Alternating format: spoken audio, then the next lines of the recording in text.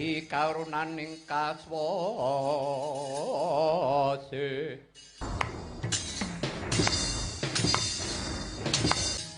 Oh!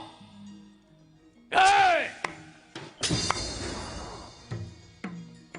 Awas! Wayah!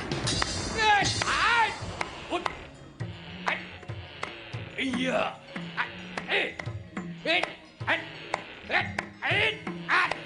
Wayah! Woi!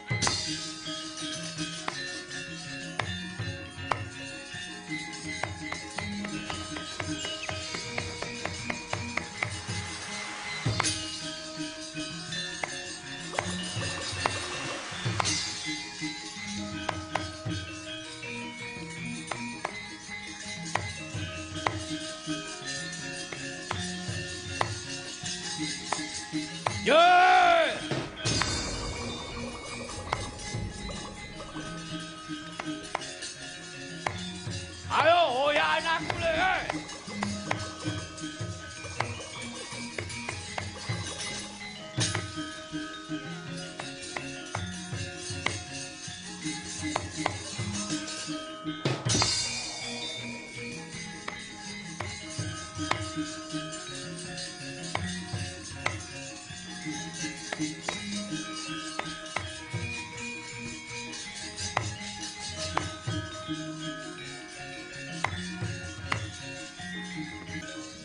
Ajeng teng pundi, Den? Ngoyak Dursasana. Asal sampean ngoyak Dursasana nyemplung kali. Kersane panjenengan tak cemplungi. Sampean anggere janji nyemplung kali niki, asor jure sampean. Aku kulino nyemplung segara. Apa sebabe mbok weden-wedeni? Mengke riyen sabar, Den, sabar. Sampeyan eling napa mboten? Rikahlane Pandhawa Kurawa niku tesih nom-nom do rebutan negara biyen. Pandhawa Kurawa diperintahkan gawe kali. Rikala semanten Kurawa gawe kali dadi nggih niki jenenge kali Cingcing Guling nggih kali Klawing. Lah rikala semanten Pandhawa gawe kali Kali Serayu. Dados niki mengke nek sampeyan nyemplung enten mriki apes jure sampeyan. Kurang-kurang bejare sampeyan tingkes Dursasana teng tengah kali. Wah, aku ora wedi. Niki dudu perkara wedi kali ora wedi.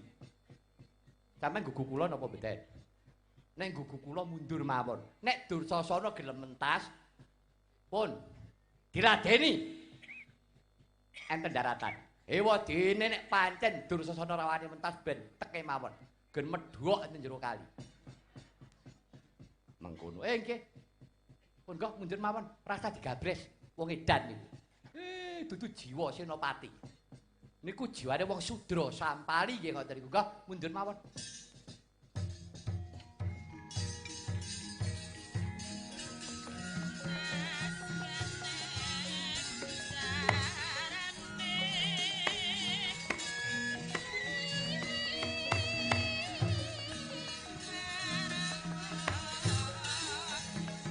Oh, woi, kene Werkudara wong jire.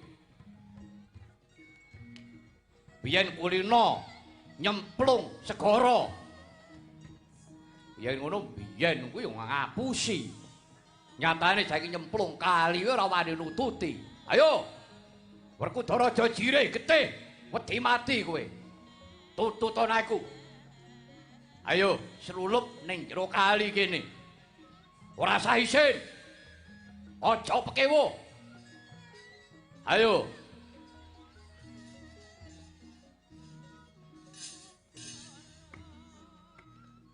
Aja jire. Werkudara yen kok ora wani perang karo aku ana jroning kali. Kowe dudu satriya. Wanimu ning daratan. Wah, satriya apa kuwi?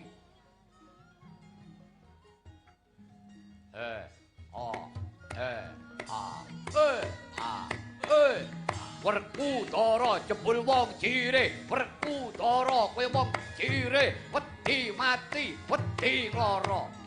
Werkudara anake wong tengeng, anake Manpadu tengeng, wong jire, wong jire.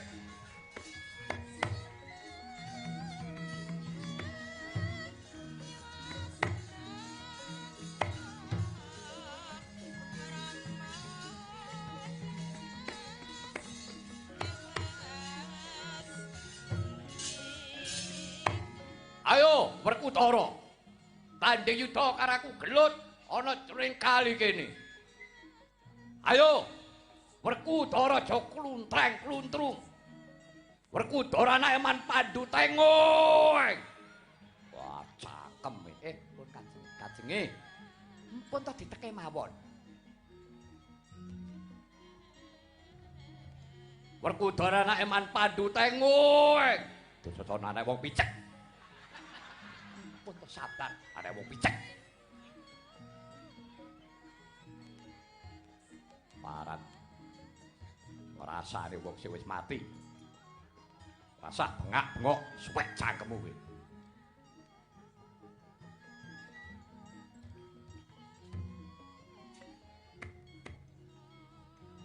Wah.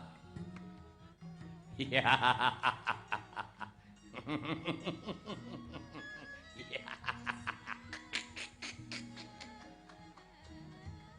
Ayo, tututon aku. Hei! Wah!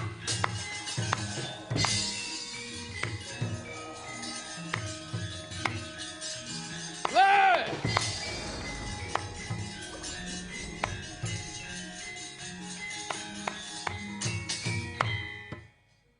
Wah, ayo mentaso. Nyemplunga, mentaso.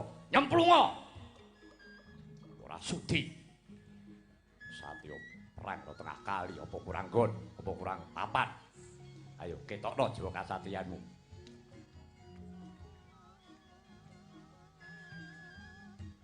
Werkudara anake cek.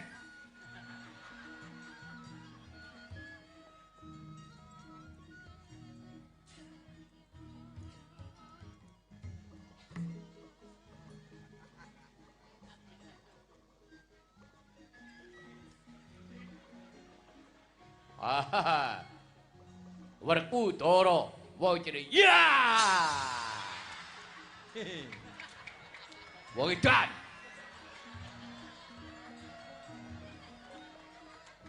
Kene karo aku ya wedi. Aku wis kaya aku meropok. Awas.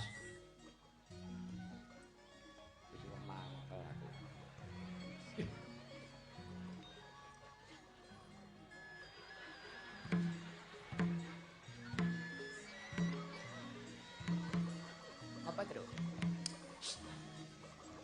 Kowe iki ngapa? Edian ngising. Kenapa? Diletek. Nyekae Dursasana. Ayo. Werkudara lekaning atiku. Nek pancen kowe satriya, wong edian iki sapa iki mau iki?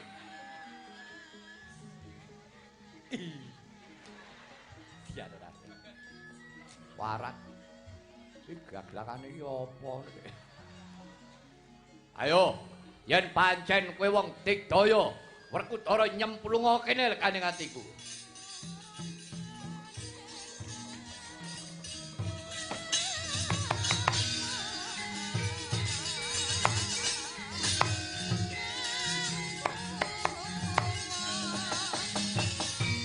Ing kono to mau. Rame denira Bandayuda nggih.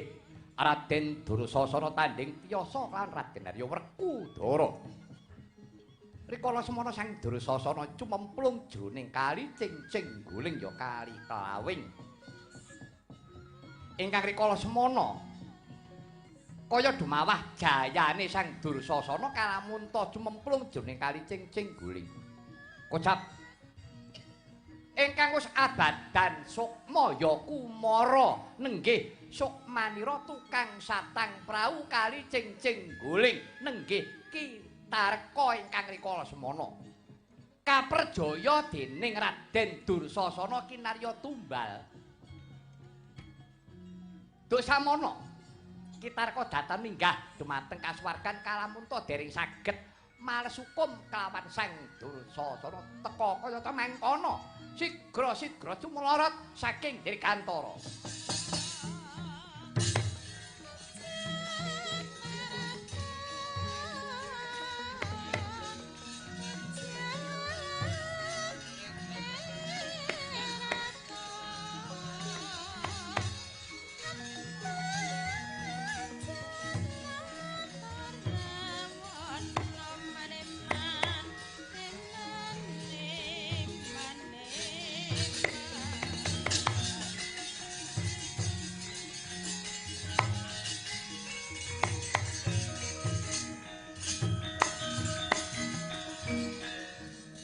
Marare mangos wong nyong ambrengen kadhi karunaning kaswase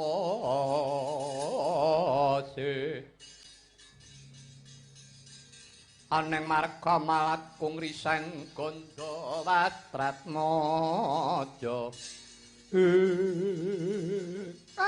dalah Dursasana wong candala Dursasana wong kakehan dosa pem ya. Dina iku temeka kala mangsan aku kudu males hukum karo kowe.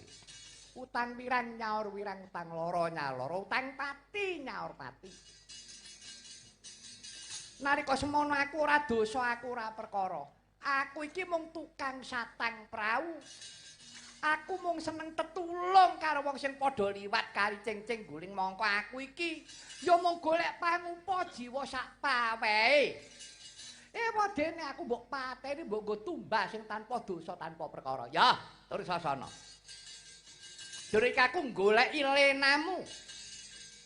Dina iki kowe bakal tak sikara. Kowe bakal tak pasangi peloke pelem pertangga jiwa. Kepleset modar kowe.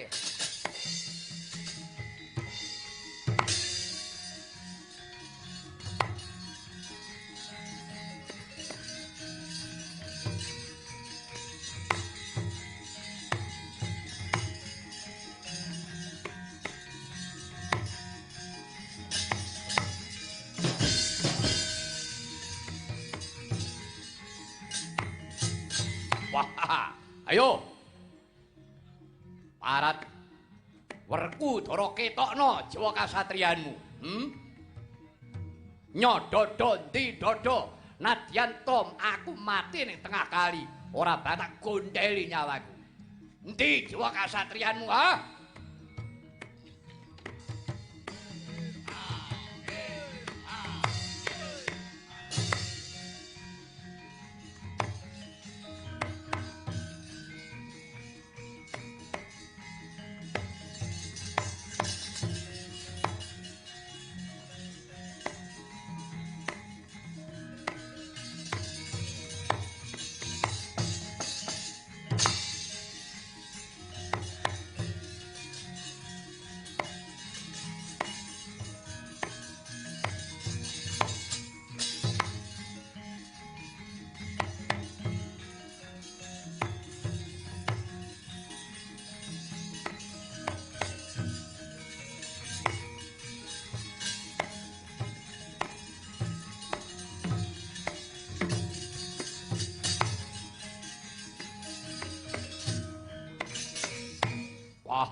Gino, aku wis mentas.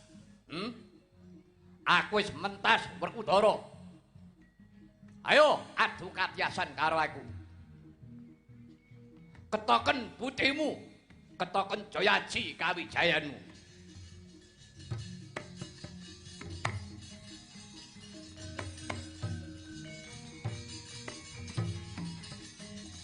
Wah, gene wis krumangsani. Kowe wis wedi karo aku, wis miris tanding karo aku.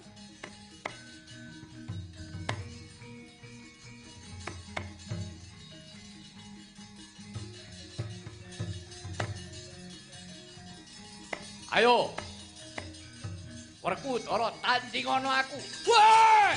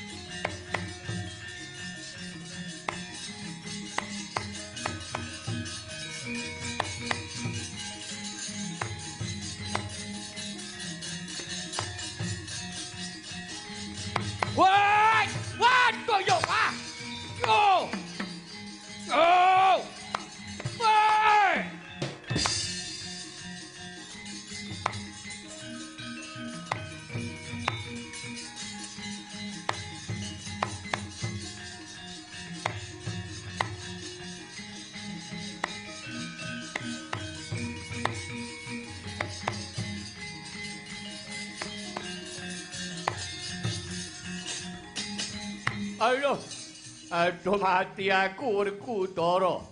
Werkudaraku Jana Werkudara. Wah, ora susah kakean cerewet. Iki margane patimu. Wong Cendala ora sumbut karo sumbarmu. Ayo, arep budi rak jambak rambut. Ayo. Ayo. Aku Jana Werkudara. Aku njaluk urip ora memper musuh cekel. Dadak njaluk urip jiwa kasatriyanku ning endi? Sing jireh aku apa kowe? Ayo, muni yo. Wah, kaki. Ayo yo. Yo! Ayo yo. Yo! Werkudara aku culna. Aku culna. Yo! Yo!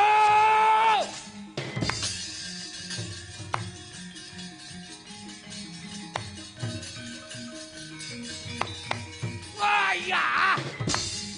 Go! Wah! Go yo! Wah! Wah! Yo! Wah! Wah! Wah!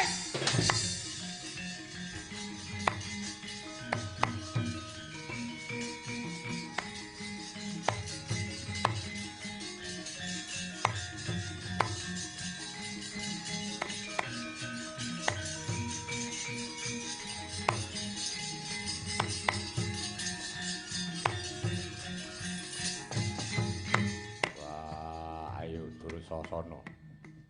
Yen kowe arep budi-budiya sambat-sambato bengoka sak suweke telakmu regane atiku. Ora eneng dewa krungu karo sambatmu. Wah, sambat wong kakehan dosa ora bakal dipindhakake karo Gusti sing gawe urip. Wah, wong candala ing budi. Ora weruh yen kowe kesuwen urip eneng alam donya. Akeh wong nandhang kacintrakan. Klebu aku mbok cilakake. Aku mlebuke ngalas pirang-pirang puluh taun. Iki piwalesku. Ayo. Dene iki yen kuwi sambato wong. Yo! Ayo yo. Werkudara kaki aku. Aku culna di, aku njaluk urip, aku trima ora ngukup. Negara Ngastina ya wis.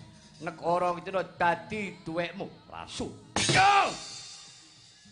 Aku nampa negara Ngastina.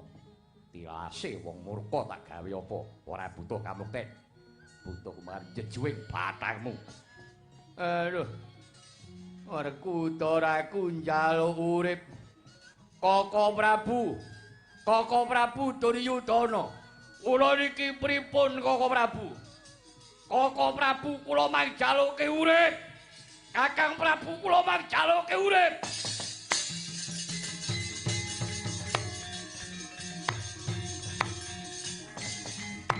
Kocap kacarita kaya ta mangkono. Pambengoke Sang Dursasana ngungkuli swaraning lampor. Kapiyarsa seka saking pesanggrahan. Bulu pitu sami sakala Sang Prabu. Duryudana ya prapta sesarengan kelawan Pratanira, Prabu Puntadewa miwah Prabu Kresna.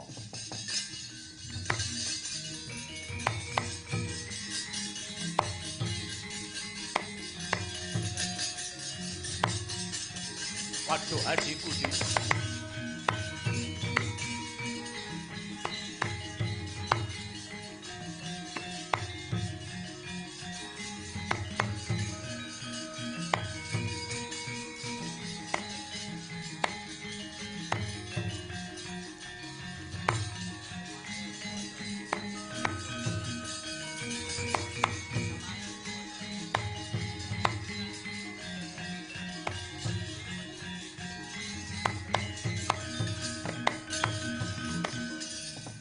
Nanta Sri Duryudana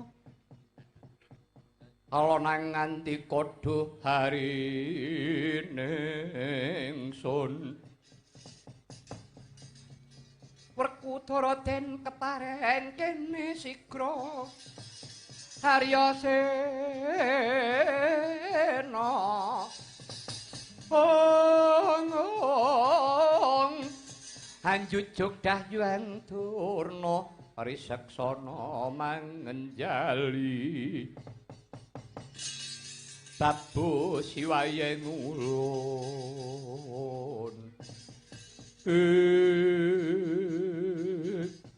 aduh kadangipun Kakang Yayi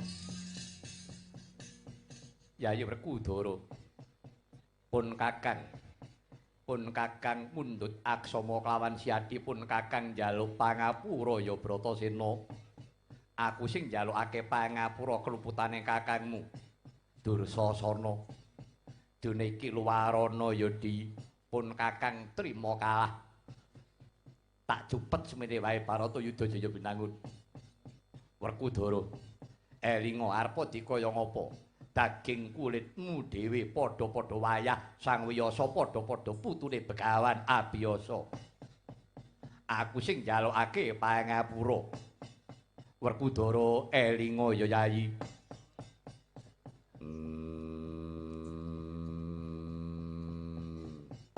Dados pundi Koko Prabu? Koko Prabu kula aturi nyuwunaken pangapunten kula aturi nyuwunaken gesang kula Koko Prabu. Gage Werkudara. Dina iki pun Kakang mundhut rilaning penggalihmu ya Di. Wis dina iki negara Ngastina sak Ngendraprastha. Dalasan jajahane tak balekake marang Siadi. Pun Kakang ora bakal kepingin nggawe dampar keprabon maneh mangsa Budhuwa.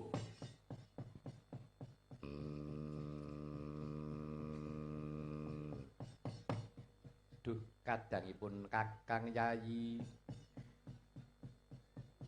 Yayi Werkudara. Dina iki pun Kakang ora wenang murba kelawan Siadi iki wis ana paprangan. Jejering senopati kuwi ana Siadi. Nadyan to pun Kakang sedulurmu tuwa nanging iki perkara kadang perkara sedulur nanging wewenanging senopati. Sakwutuwe dak pasrahake marang Siadi. Dursasana mbok pateni apa mbok uripi kuwi wewenange Siadi. Pun Kakang ora wenang bakal nambahi apa-apa. Ya mung tak pasrahake marang sira Siadi. Werkudara. Aja kodheng rasane atimu Yayi. Werkudara kudu eling. Iki perang suci, tegese perang nganggo petung kapribaden. Siadi kudu eling. Ing jagat iki ana hukum ingkang sinebut siji, ya kuwi hukum alam, hukum adat, hukum negara lan hukum karma.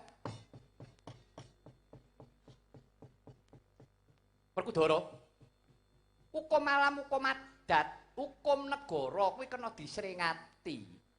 Nanging yen to hukum karma ora bisa tuladane. Hukum alam kuwi panasing srengenge.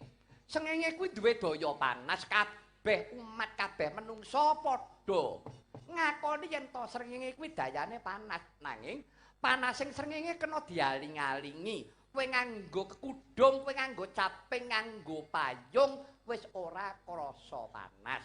Tegese hukum alam mau kena diwiradati. Sumono uga hukum adat. Desa mawa cara, negara mawa tata. Upamane ana salah sawijining papan ngenengake upacara adat, maka kudu nganggo ingkung kebo. Tuku kebo kuwi regane larang, kuwi iso dijoli. Nganggo tuntut kembange gedang disikili papat etok-etok dituki sungu kuwi muni kebo. Tegese hukum adat bisa uga disringati. Semono uga hukum negara. Hukum negara kuwi iso disringati nggone nyringati nganggo pintering micara. Upamane kowe kena dakpan mongko kudu nampa pidana nampa pahukuman. Yen kowe pinter nggonmu micara, pinter nggonmu mangsuli, bisa luput saka pidana. Apa meneh yen kowe duwe dhuwit akeh.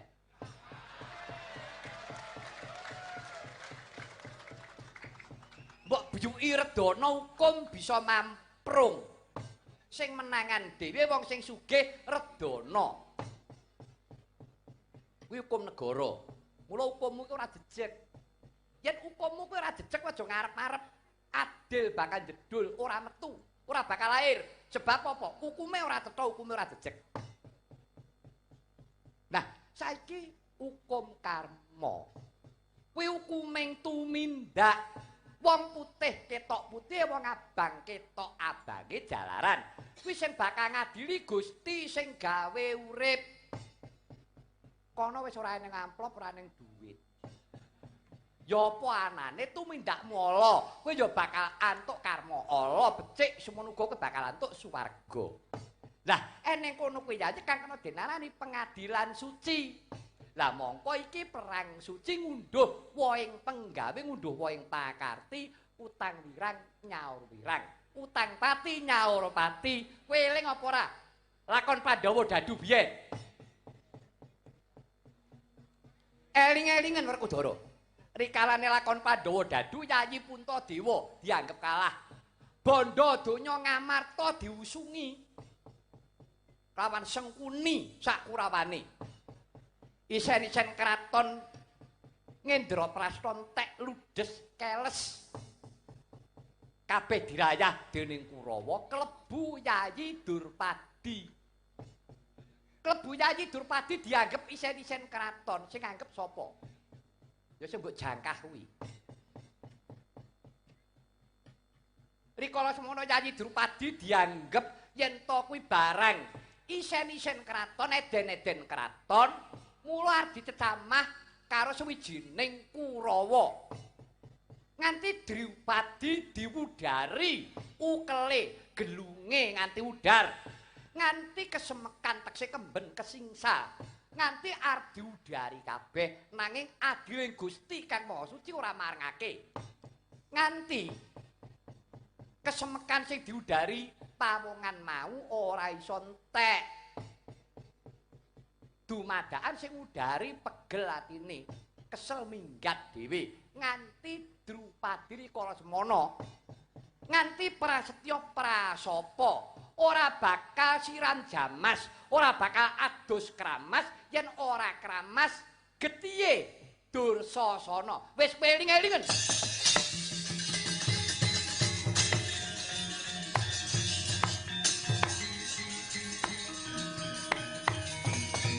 Kocap kacarita saknalika greng Sang Bimasena panjayah Sardula Arsa nubruk nadyan rinangkul kawan ingkang Raka Prabu Duryudana risaksana jeneng mangke den kipataken Prabu Duryudana dawah kesingsa tebih.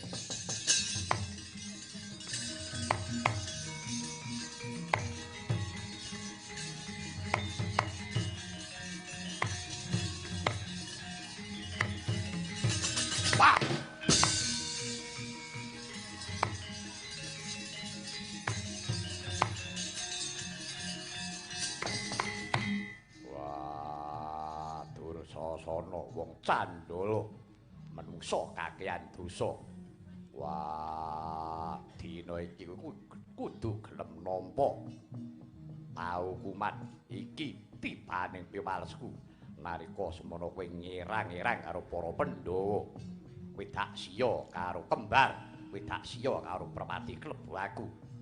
Nganti aku kedarang-darang uripku, nganti aku biyen mbok obong ana bali sing golo-golo.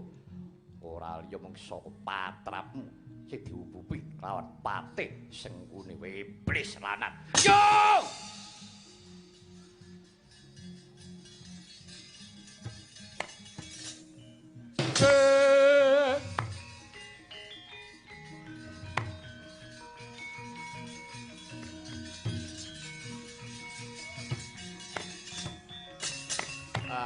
Werkudara aku njaluk urip wis ora eneng pangapura kanggo menungsa kedapurmu kuwi. Iki tibaning paukumamu Dursasana. Yo! Yo! Aduh, Werkudara aku njaluk urip Werkudara ora arep urip kedapurmu. Ayo! Yo! Yo!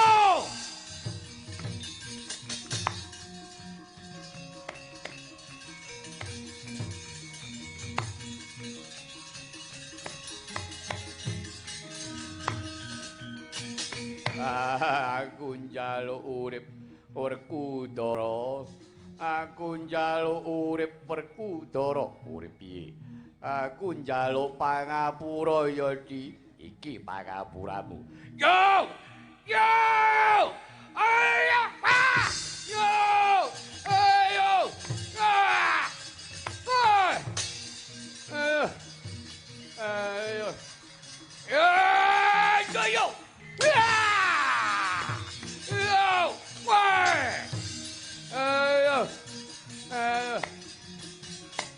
Ayo aku njaluk urip Werkudara. Urip piye? Wah iki jaluk amu. Yo! Ayat! Yo! Ayat! Yo! Kaya! Kaya! Woi!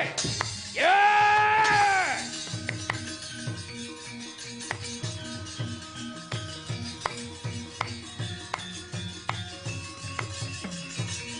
Woi!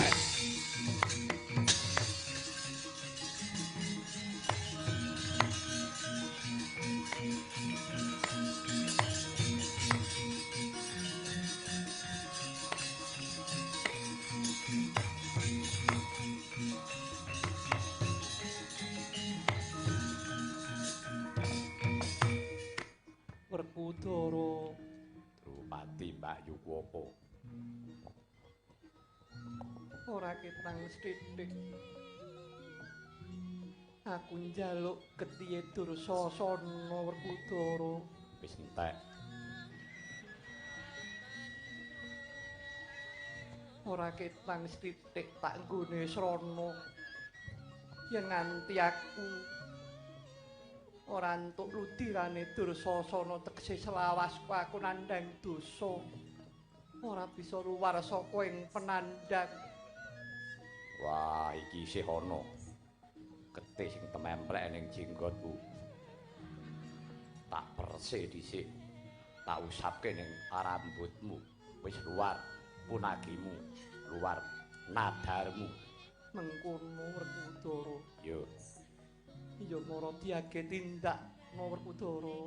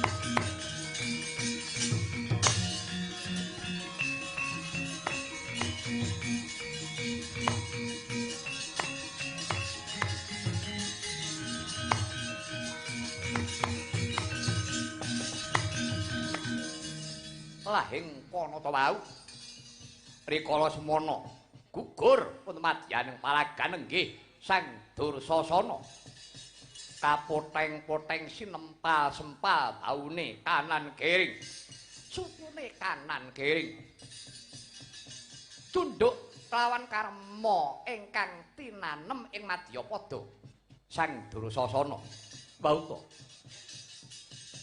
sinigek ta ingkang agya Bandayuda ganti ingkang kawursita ora kaya kang ana pesanggrahan bulu pitu anggih Sang Prabu Duryudana sangedhenira nandhang Sungkawa Pancayah sobrang candrane